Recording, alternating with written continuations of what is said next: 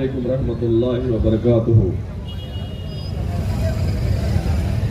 नहमदुहु व नुसल्ली अला रसूलिल करीम, अम्मा बाद।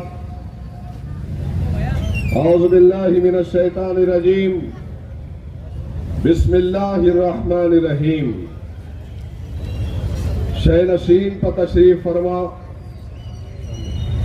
सैयद नसीर साहब, काजी वासे साहब, जनाब अज्जू भाई, अल्ताफ साहब, जनाब कुनाल साहब, मिर्जा नवाब बेग साहब, मिर्जा अमजद बेग साहब, जनाब अब्दुल गफ्फार मकरानी साहब, अब्दुल समद वारसी साहब, जनाब हारून फरहान साहब, शह नशीन पर तशरीफ फरमा कायदीन मजलिस और जिम्मेदारान और आज के जलसे में मौजूद मेरे नौजवानों, बुजुर्गों और पसे पर्दा बैठ कर सुनने वाली मेरे इज़्ज़त माफ पर्दा नशीन माँ और बहनों, आज का जलसा मजलिस इत्तेहाद उल मुस्लिमीन की जानिब से मुनक्कद किया गया है। ये एक इंतखाबी जलसा है, इंतखाबात का वक्त है और इंतखाबात के वक्त में हर सियासी जमात अपने जलसों के जरिए से अपने वोटर्स तक, अवाम तक अपने मैसेज को पहुंचाती है और अपने बात को रखती है। और हर जलसा इसी बुनियाद पर होता है कि अवाम को किसी न किसी तरीके से अपनी जमात से वाकिफियत कराई जाए और अपने उम्मीदवार का तारुफ करवाकर उसके हक में अपने वोटों का इस्तेमाल करवाया जाए। आज हर सियासी जमात आपके दरमियान में जलसों को मुनक्कद कर कर अपने तशहीरी मुहिम को रखकर, अपने मंशूर और अपने मैनिफेस्टो को रखकर आपके सामने आई है। एक तरफ तो बीजेपी जैसी फिरका परस्त जमात है जिसकी बुनियाद मुस्लिम दुश्मन अनासिर ने रखी थी, तो वहीं दूसरी जानिब कांग्रेस पार्टी है जिसने कई फिरका परस्त तंजीमों को जन्म दिया। न सिर्फ जन्म दिया बल्कि उनको पाल पोस कर बड़ा किया और फिर आज उन्हीं तंजीमों से कांग्रेस पार्टी को खतरा लाहक हो रहा है। तो फिर मुसलमानों के दरमियान में आकर कांग्रेस पार्टी मुसलमानों से ये कह रही है कि आप हमारा साथ दे दीजिए, हम इख्तिदार में आएंगे तो आपके लिए ये होगा, आपके लिए ये काम करेंगे। अरे 70 वर्ष से जिस जमात का साथ मुसलमानों के आबाजदाद ने दिया, गौर करो आज उस जमात ने हमारा हाल क्या किया है। कभी गौर करो मुसलमानों, क्योंकि आपकी हमारी जिंदगी का हर शोबा सियासत से होकर गुजरता है और अगर हम सियासत को नहीं समझेंगे तो जो हालात अब है इससे बदतरदार और इससे बदतरीन हालात से हमको गुजरना होगा। मजलिस इत्तेहाद उल मुस्लिमीन ने इस मुल्क की आजादी के बाद में मजलिस इत्तेहाद उल मुस्लिमीन ने अपनी बुनियाद को रखा तो सामने मुसलमानों की बदहाली थी, सामने मुसलमानों का एजुकेशन था, तो सामने तालीम के साथ साथ मुसलमानों की बेरोजगारी थी, तो वहीं मुसलमानों की इक्तिसादी बुनियादों को मजबूत करना, तो वहीं मुसलमानों को अपने मियार का, अपने तशक्कुस तक पहुंचाने का एक अज़्म था, एक इरादा था। याद रखो, मजलिस इत्तेहादुल मुस्लिमीन ऐवान में पहुंचकर वहां पर मुसलमानों के वजूद का अग़यार को एहसास और इकरार कराती है। आज मेरे प्यारे मुसलमानों, मजलिस इत्तेहादुल मुस्लिमीन का सफर ऐसे ही तय नहीं हुआ, बल्कि कई जिंदगियां लगी है और अवैसी बरादरान और खानदान अवैसी के उस वक्त के बानी मौलवी अब्दुल वाहिद ओवैसी साहब को कई बरस जेल में जाना पड़ा, तो उसके बाद में सालारे मिल्लत को कई बरस जेल में रहना पड़ा। तो असदुद्दीन ओवैसी साहब पर पुलिस का जुल्म हुआ तो जेल में रहना पड़ा, तो वहीं अकबरुद्दीन ओवैसी साहब को जेल में रहना पड़ा। मजलिस इत्तेहादुल मुस्लिमीन का सफर ऐसे ही तय नहीं हुआ और आज दुनिया ये मानने पर मजबूर है कि अकबर साहब और असद साहब जहां कहीं आते हैं तो लाखों की भीड़ उनको सुनने के लिए मुसलमान जमा होता है। अरे क्यों मुसलमान जमा नहीं होगा? इतनी कुर्बानियों का नतीजा है, इतनी कोशिशों का नतीजा है कि इतनी कुर्बानी और इतनी कोशिशों के बाद में उम्मीद की एक किरण हैदराबाद से निकलकर आज पूरे हिंदुस्तान को रोशन कर रही है, हौसला दे रही है, हिम्मत दे रही है, एक नया इरादा दे रही है और कह रही है कि मुसलमानों, तुमको डरने और घबराने की जरूरत नहीं है। कांग्रेस तुम्हारी पार्टी अगर साथ नहीं देती है तो मत डरो, एनसीपी साथ नहीं देती है तो मत डरो, जितनी मुकामी जमातें तुम्हारा साथ इस्तेमाल कर रही है की है वो आज तुम्हारे साथ नहीं ठहरती है तो कोई बात नहीं, हम मजलिस इत्तेहादुल मुस्लिमीन तुम्हारे साथ में।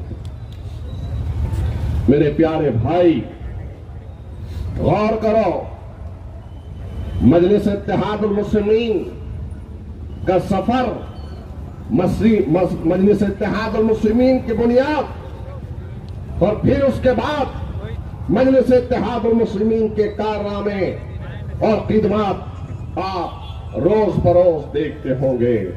चंद बरस पहले तक अखबारात का जमाना था, कोई पढ़ता होगा या नहीं पढ़ता होगा, लेकिन आज तो 2 मिनट में अगर मुल्क तो छोड़िए बैरून ममालिक के अंदर कुछ होता है तो लम्हों में आपके मोबाइल के स्क्रीन पर सब कुछ दिखता है। आप गौर करो कि आज दुनिया और हिंदुस्तान के अबनाए वतन आज कहां कहां जा रहे हैं और हम हैं कि हम कल जहां थे उससे पीछे आ रहे हैं। तो इसकी वजह क्या? आज की या कल की या परसों की बात नहीं कर रहा हूं। Sachar committee, Ranganath Mishra commission, Mahmoodur Rahman committee, ये कोई 5-10 वर्षों में नहीं बनी, बल्कि 20 वर्ष पहले कांग्रेस के इख्तियार के दौर में सच्चर कमेटी बनी। तो सच्चर कमेटी के बनाने का मकसद ये था कि मुसलमानों की सामाजिक जिंदगी को देखा जाए। तो सच्चर कमेटी ने इस बात का इजहार किया कि हिंदुस्तान में सबसे ज्यादा पिछड़ा हुआ, दलितों से पीछे पिछड़ा हुआ अगर कोई समाज है तो मुसलमान। अगर इस हिंदुस्तान में किसी समाज को पीछे किया गया तालीमी मैदान में तो मुसलमान है। अगर इस मुल्क में किसी समाज के साथ में नाइंसाफी हुई है तो मुसलमान है। कच्चे घर सबसे ज्यादा अगर किसी समाज के हैं तो मुसलमानों के हैं। तालीमी पसमानदगी अगर किसी समाज में है तो मुसलमानों में है। रोजगार के मौके, सरकारी स्कीमात अगर किसी समाज को नहीं दी जाती तो मुसलमान है। हाँ, एक जगह तुम्हारा फीसद और तनासुब बढ़ा हुआ है कि बम धमाकों के नाम पर तुम्हारे मुस्लिम नौजवानों को जेलों में डाला गया। सबसे ज्यादा जेलों के अंदर मुसलमान। ये जुल्म था कांग्रेस का। कांग्रेस पार्टी ने हमेशा मुसलमानों को हर मैदान में दूर रखा। गौर करो मेरे प्यारे मुसलमानों, उस वक्त सालारे मिल्लत ने आवाज दी कि हमको एक सियासी जमात बनाकर अपने मुस्तकबिल के फैसले करना है।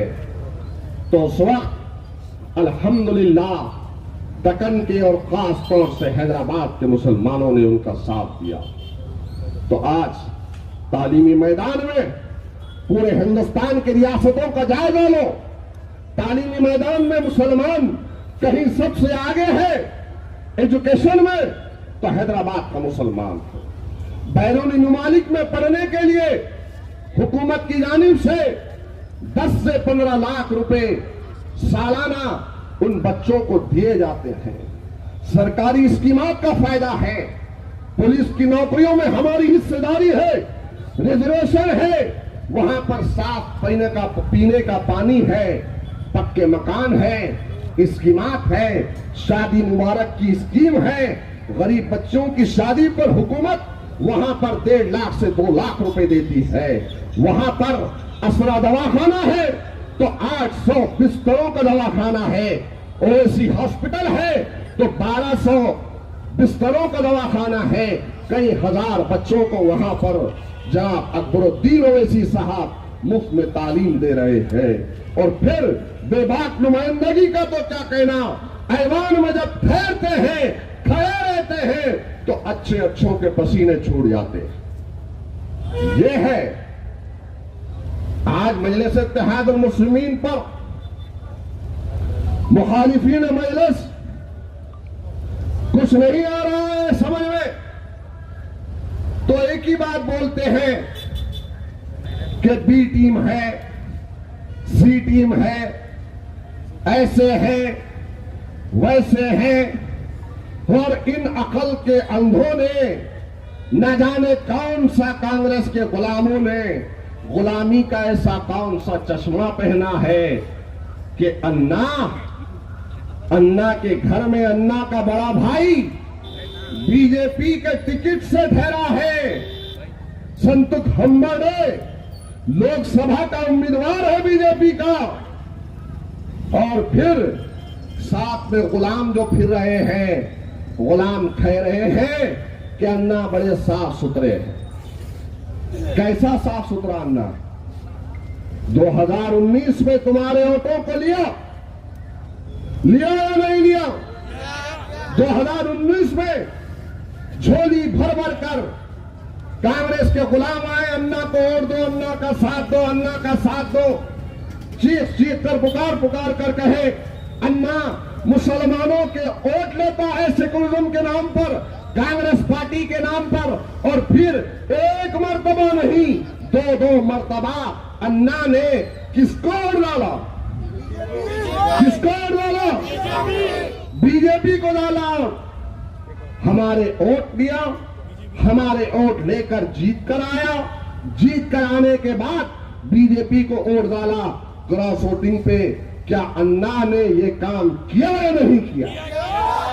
क्या विशाल घर पर अन्ना ने चीख कर सदन में आवाज उठाई?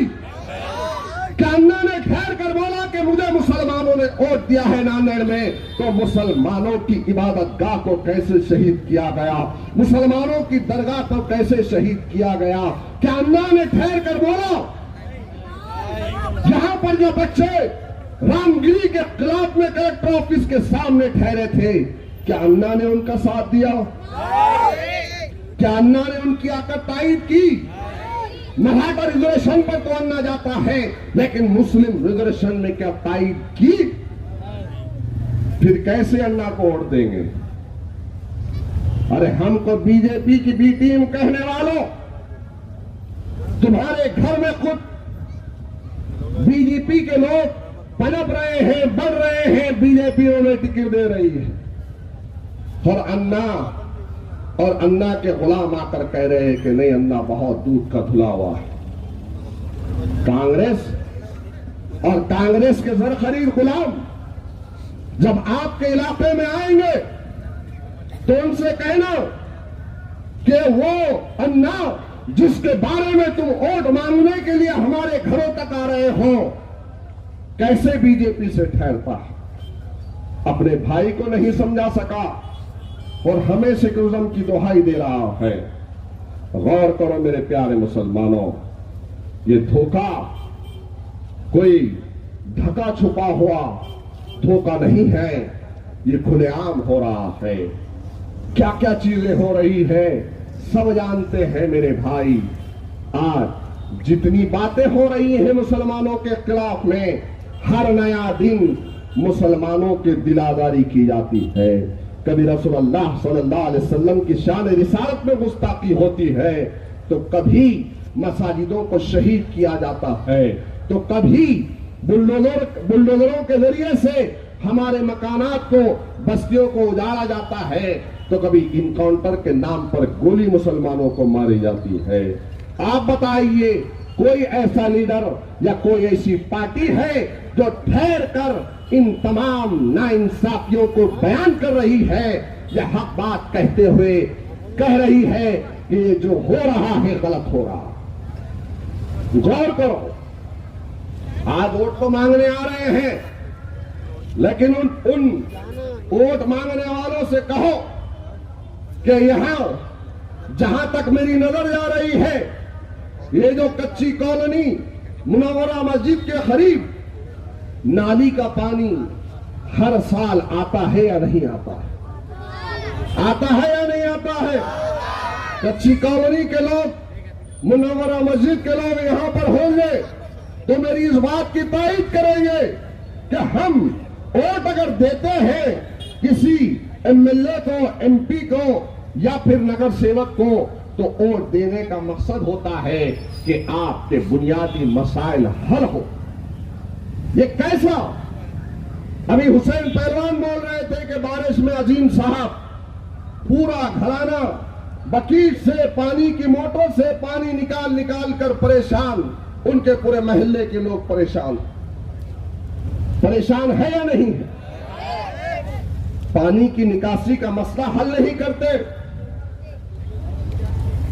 कचरे के अंबार है उसको हटाने की कोशिश नहीं करते, ड्रेनेज खुला बह रहा है, अंडरग्राउंड ड्रेनेज की तंसीब नहीं करवाते, स्ट्रीट लाइट नहीं लगवाते, पानी कभी आया कभी नहीं आया उसकी फिक्र नहीं करते, लेकिन अन्ना की जय जयकार करते। कौन सा अन्ना? वो अन्ना जो बीजेपी के बारे में यह कहता है, जो उसके दिल में बात थी उसके जबान पे आई। परसों प्रेस के लोग उसका इंटरव्यू ले रहे थे तो पूछ रहे थे, तो कह दिया बेसाख्ता, जो बात दिल में थी वो जबान पे आई कि पहले 80,000 से जीत कर आए थे, अब नांदेड़ की जनता बीजेपी के उम्मीदवार को 2 लाख से जिताएगी। आपने भी सुना होगा। तो ये सब मिले हुए मेरे प्यारे मुसलमानों हमें सिर्फ धोखा दे रहे हैं, और ये जो अन्ना की जय जयकार करते फीक रहे हैं, ये चंद कौड़ियों के गुलाम जो मिल्लत फरोश आपके घर तक, आपके दरवाजों तक आकर सेकुलरिज्म की दुहाई दे रहे हैं, ये कोई सेकुलरिज्म की दुहाई नहीं दे रहे हैं। जो अन्ना ने इन्हें चूसने के लिए मीठा गन्ना दिया है, उसकी वजह से ये तुम्हें आकर मिल रहे हैं। ये है असल में। आप गौर करिए कि आज जिन हालात से हम गुजर रहे हैं, आने वाला कल क्या होगा पता नहीं मेरे भाई। मैं डराने के लिए नहीं बोल रहा, बहुत जिम्मेदारी के साथ बोल रहा हूं। कैवान में ठहर कर मुसलमानों के हक की लड़ाई लड़ने के लिए मर्दों की जरूरत है, भागने वालों की जरूरत नहीं है। पूछो, आज भी पूछो, यहीं पर आपका एक दारुल, उस दारुल उलूम का एक जलसा था। उस जलसे को मुनक्कद करने के लिए, तशहीर के लिए गांधी पुतले से पहले दरगाह के करीब चंद बच्चे दारुल के थे। वो तशहीर पोस्टर को चिपका रहे थे। वजीराबाद की पुलिस ने उन्हें उठाया और उठाकर, बांग्लादेशी कहकर उठाकर वजीराबाद के पुलिस स्टेशन में लेकर गए। उन्हें टॉर्चर कर रहे थे। मुझे फोन आया रात की अंधेरी में, तकरीबन 12 से 1 बज रहा था।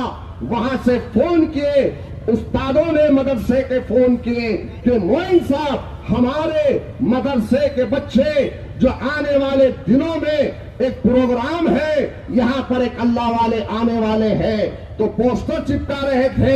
वजीराबाद की पुलिस ने लेकर गई है। बच्चे डर रहे हैं। अरे घर से निकलकर पुलिस स्टेशन में पहुंचा और पहुंचकर वहां पर खाकी वर्दी वालों से कहा, क्या सिर्फ तुम्हें इस मुल्क के अंदर दाढ़ी और टोपी वाले बांग्लादेशी नजर आ रहे हैं? और खड़े रहकर उस वक्त के एसपी को फोन किया, जादव साहब को, और फौरी उन बच्चों को मैं लेकर आया। तो उन असातिज़ा ने मुझे कई दुआएं दी। यही आपके नजदीक में मछली मार्केट के करीब में एक मुफ्ती साहब, नौजवान मुफ्ती आलिम दीन है। रात के 3 बजे एनआई की टीम दिल्ली से आती है। कंसर्ट पुलिस स्टेशन इतवारा के पुलिस वाले भी आए थे साथ में। रात के 3 बजे उनके वालिद ने फोन किया, कहा कि हमारे घर में कुछ लोग घुस गए हैं जिनके पास रिवॉल्वर है और पुलिस का टीम है, और हम हमारे घर में घुसकर हमारे बच्चे की लाइब्रेरी को ढूंढ रहे हैं, उसकी किताबें पूछ रहे हैं। 3 बजे रो रहे थे उनके वालिद। पहुंचता हूं तो पता चला ये एनआई की टीम है। उनसे बात की तो एक छोटी सी गलती थी व्हाट्सएप की। वहां पर ठहर कर पुलिस से नुमाइंदगी किया और अल्हम्दुलिल्लाह रात के 5 बजे उस बच्चे को, मुफ्ती साहब को उनके घर पर लाकर छोड़ने वाला हूं।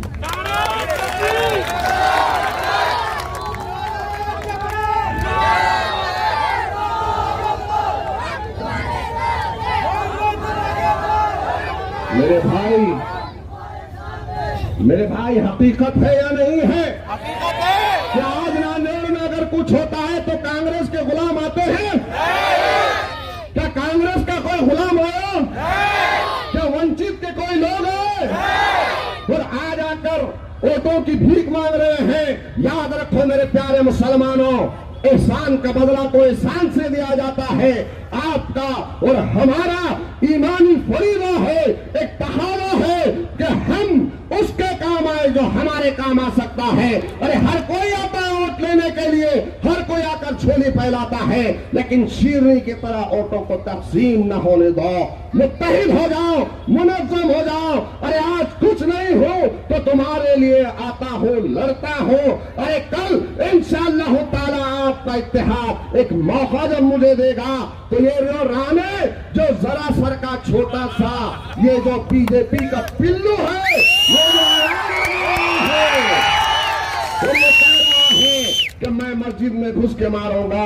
अरे राणे, तू, तेरा पूरा खानदान, तू, तेरी औलाद, पूरी नस्ल, बताओ कौन से मस्जिद में कब आना है? हम आके ठहरेंगे, मैं आके ठहरता हूं, देखते हैं।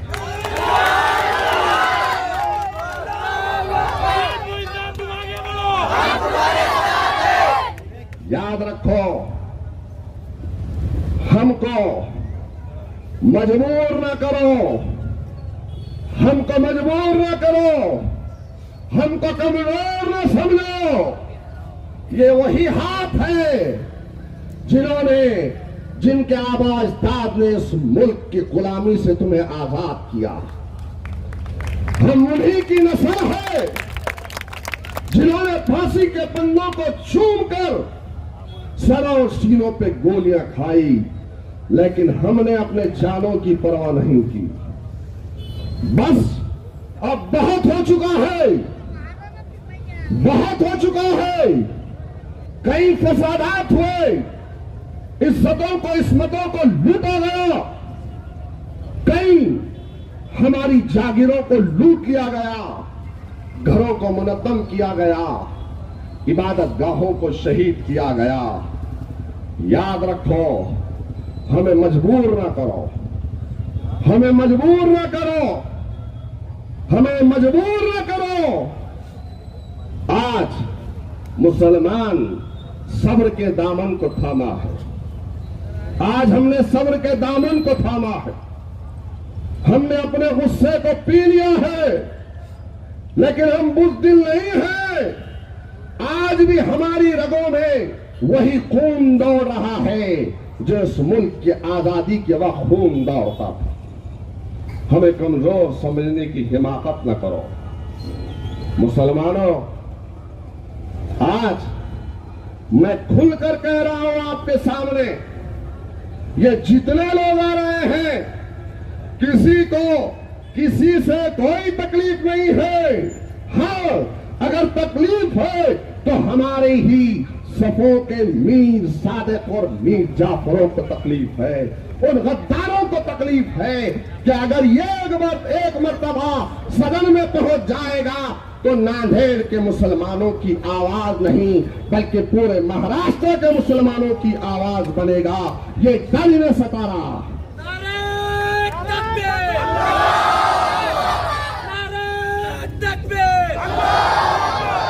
क्यों? कि इन्हें पता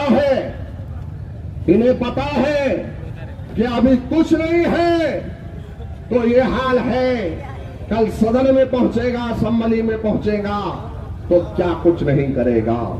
अरे हम वहां पर सुनेंगे नहीं बल्कि सुना के आएंगे।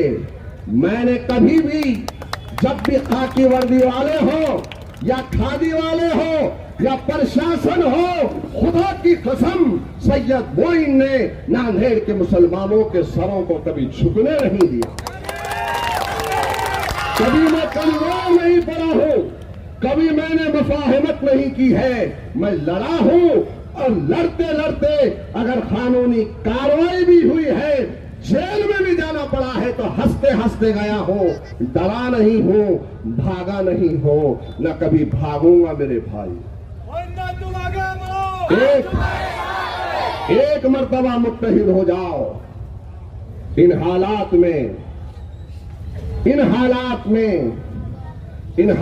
की वजह से बोल रहा हूं कि कमजोर नहीं ताकतवरों की जरूरत है, कमजोर नहीं ताकतवर की जरूरत है। बहुत काम भी करेंगे इंशाअल्लाह ताला, उसके साथ साथ अपने तशख्खुस को कायम रखेंगे और बोलना है, बोलेंगे।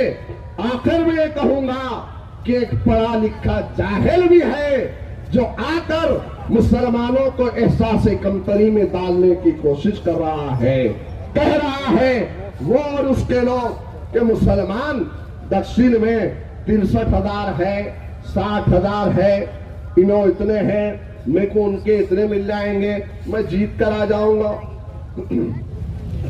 ये एहसास कमतरी में डाल रहा है। न जाने ऐसा कैसा पढ़ा लिखा अनपढ़ जाहिल है। अरे कम से कम यादियों की लिस्ट को देख लेता, कम से कम एक एक यादी के औराख को पलट कर देखता कि कितनी तादाद है, कितने फीसद है। मेरे प्यारे मुसलमानों, बड़ी जिम्मेदारी के साथ कह रहा हूं, दक्षिण में जहां पर तुम हो वहां पर हिंदू, मुस्लिम, सिख, ईसाई, क्रिश्चियन, तमाम जाति बरादरी के लोग 3 लाख से कुछ ज्यादा है और उन 3 लाख से कुछ ज्यादा में 1 लाख के करीब कल में ला इलाहा इल्लल्लाह मोहम्मद रसूलुल्लाह वालों की तादाद कितनी है? अब अगर कोई आपको बोले 60 है 62 है तो 60-62 मरतबा चप्पल रसीद करना उसके सिर। अजीब मामला है। और फिर कह रहे हैं कि 15-20 दिन से मेहनत कर रहा हूं, 15-20 दिन से मेहनत कर रहा हूं। अरे 15-20 दिन ज्यादा होते हैं, 15-20 साल ज्यादा होते हैं। अल्हम्दुलिल्लाह रात नहीं देखा हूं, दिन नहीं देखा हूं, बीमार हूं, घर में कुछ काम भी है तो छोड़कर मिल्लत के नौजवानों ने जब कभी भी आवाज दी है 15-20 बरस से मिल्लत के बीच में हो, आकर मिल्लत की आवाज पर लब्बैक कहते हो, इनके दामन को मैंने थामा, काम किया। इंशाअल्लाह ताला अभी मेरे तहारीर से, मेरे जलसों से इतना परेशान है, 10 तारीख के बाद तो हैदराबाद के 2-2 दूल्हे भाई आने वाले हैं। 10 तारीख के बाद इंशाअल्लाह ताला अपने जज्बात को ठंडे न होने दो, 20 तारीख तक ऐसे ही रहो। अकबरुद्दीन अवैसी साहब की भी आमद है, असरुद्दीन अवैसी साहब की भी आमद है। मुत्तहिद रहो, मुनज़्ज़म रहो और 20 तारीख के दिन पतंग के निशान का बटन दबाकर यहाँ की फिजाओं में, दक्षिण की फिजाओं में पतंगी लहराओ। नारे तकबीर, नारे तकबीर, नारे तकबीर। खुदा हाफिज़, शुक्रिया।